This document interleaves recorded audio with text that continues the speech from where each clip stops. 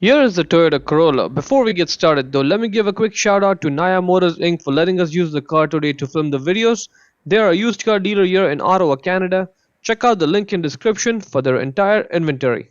Let's go ahead and pop the trunk. Now that's right where the reverse light bulbs are. The process is slightly different for the two sides, so we'll start with the right side first.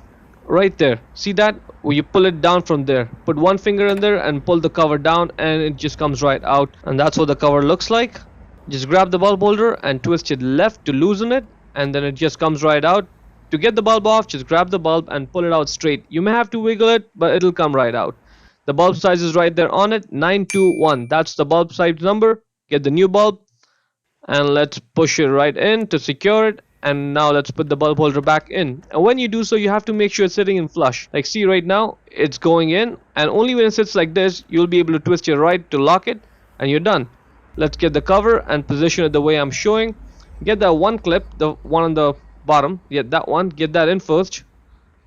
Align the cover this way and then simply push it up and you are done over here. Let's move on to the left side one. This one is slightly different. You have to get one finger in from the back. Get it in and then just pull it down from there. And that's it. See, there's enough space for me to get my finger in there and then pull the cover down. Same bulb holder. Grab it, twist it left, and out it comes. To get the bulb off, same process, just pull the bulb off. Bulb size is 921, just like the right side one. Get the new bulb and push it in to secure it.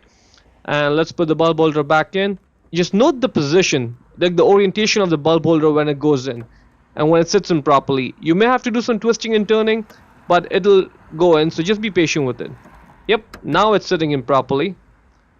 Now all I have to do is just twist it right to lock it in place, and we're done here. Align the cover the way I'm showing. That way the wire sort of routes through that gap. Yep.